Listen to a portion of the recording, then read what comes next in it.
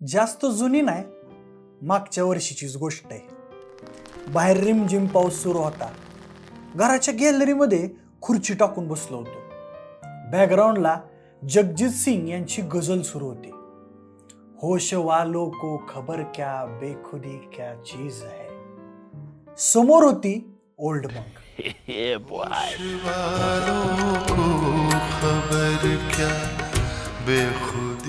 तिच्या प्रत्येक गोटासोबत मला इहलोकातून परलोकात गेल्यासारखं वाटत होतं. आणि कट टू आजचा दिवस आहे. दररोज रिमझिम पाऊस येतो, मी गॅलरीमध्ये जाऊन बसतो, जगजीत सिंगांची गझल लावतो, पण यंदा तो फील नाही राव. या कशालाच अर्थ नाही जोपर्यंत ती येत नाही. लय म्हणजे लय वाईटातली मिस करतोय मी तिला. ती नाही म्हणून जगजीत सिंग यांच्या गझली कानावर तर पडतायत, पण अशा खोल काळजापर्यंत काय जात नाहीत.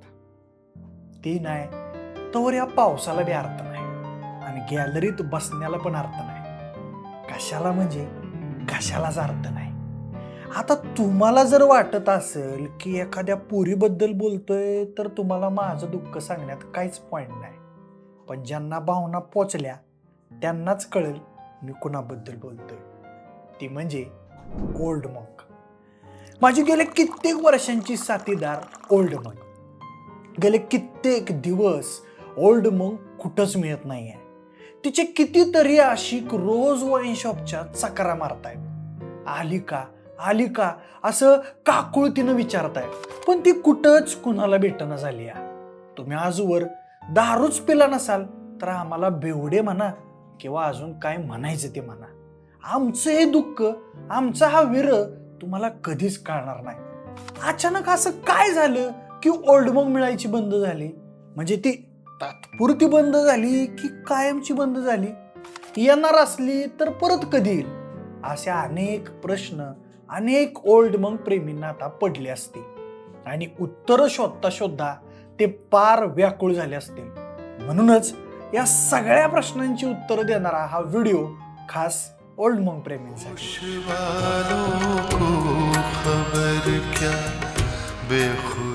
नमस्कार, मी प्रथमेश आणि तुम्ही पाहताय ओल्ड मंकचा विषयच भारी.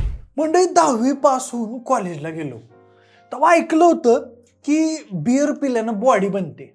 विस्की पिणारे खरे प्लेयर आणि ओल्ड मंक वाले म्हणजे सगळी मोहमाया टाळून फार वैराग्याला पोचलेली माणसं.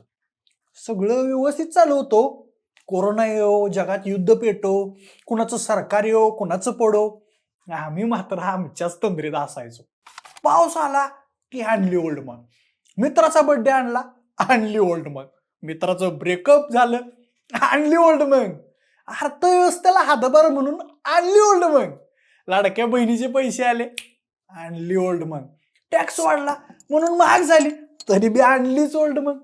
आम्ही कधीच तकलो नाही, पण तरी जे नव्हतं व्हायला पाहिजे होतं ना तेच झालं.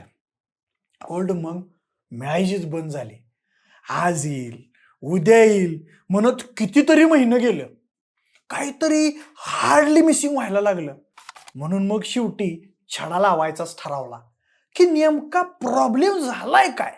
लय खोलात जाऊन याची उत्तरं शोधून आणली. आपलं फूड सेफ्टीचं जे डिपार्टमेंट आहे ना, त्यांनी काय केलं, त्यांचं काम केलं आणि त्यांना त्यात आढळून आलं की ओल्ड मंकच्या उत्पादकांनी फर्मेंटेशनच्या प्रक्रियेऐवजी त्यात आर्टिफिशियल रमचे फ्लेवर्स मिसळले, जे की चुकीचं आहे. पण तसं तुम्ही सांगून केलं तर ते आपल्याकडे अलाउड आहे. म्हणजे तुम्ही आपली ओल्ड मंकची बॉटल बघा, त्यावर लिहिलेलं असतं की 7 years ओल्ड ब्लेंडेड, तर त्यासोबतच आर्टिफिशियल रम फ्लेवर्स वापरलेले आहे असं त्यांनी काही यावर स्टिकर सुद्धा लावलेलं नव्हतं. फूड सेफ्टीवाल्यांनी म्हणून ऑब्जेक्शन घेतलं आणि तशा स्टिकर नसलेल्या बाटल्या विकण्यावर बंदी घातली. कंपनीला नवे स्टिकर छापून नवा स्टॉक मार्केटला आणायचे आदेश दिले. ओल्ड मंक या विरोधात कोर्टात गेली, पण अजून काय त्यांच्या बाजूने निकाल लागलेला नाही. आता या सगळ्यात काय झालं की सतत असलेली मागणी अजून वाढत गेली आणि पुरवठा कमी पडत गेला. त्यातच आपल्या सैनिकांनी म्हणजेच डिफेन्सवाल्यांनी सुद्धा ओल्ड मंकला मोठी ऑर्डर द्यायला सुरुवात केली. त्यामुळे आधीच प्रोडक्शन कमी आणि त्यात 10 पट मागणी. अशा अडचणीत ओल्ड मंक कंपनी सापडली. मग त्यांनी काय निर्णय घेतला की काही दिवसांसाठी रिटेल काउंटरचा सप्लाय थांबवायचा. बरं, यात फक्त ओल्ड मंकच नाही तर रॉयल चॅलेंज, बॅक पायपर आणि अँटिक्विटी ब्लू यांसारख्या प्रसिद्ध विस्की ब्रँडच्या काही व्हॅरियंट्सवरही FSSAIने अशी कारवाई केली आहे. आता जोवर हे ब्रँड FSSAIने सांगितलेल्या सुधारणा करत नाही तोवर त्यांना त्यांची नवी बॅच मार्केटला आणता येणार नाही, अशी परिस्थिती आहे. मग त्यामुळंच हा मोठा शॉर्टेज गाड्यावर निर्माण झालाय. कोणी म्हणतं उन्हाळ्यात पाणीच कमी पडलं म्हणून प्रोडक्शन झालं नाही, कोणी म्हणतं पेट्रोलमध्ये इथेनॉल मिक्स करायला लागल्यापासून इकडं इथेनॉल कमी पडायला लागलं, कोणी म्हणतं मालकांचं त्यांच्यात भांडण झालं म्हणून कंपनी बंद पडली. तर ते सगळं खोटं आहे. ओल्ड मंकचे निर्माते कपिल मोहन यांचं 2018 मध्ये निधन झालं होतं. तेव्हा या अशाच अफवा उडाल्या होत्या की कंपनी आता बंद होणार.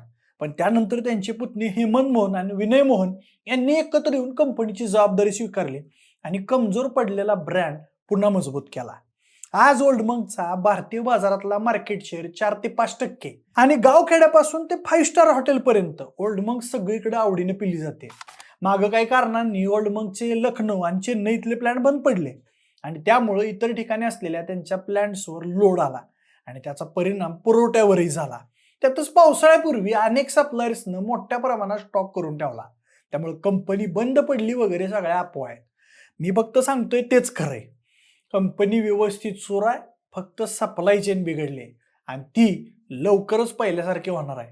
त्यानंतर ओल्ड मंक मार्केटला कमबॅक पण करणार आहे.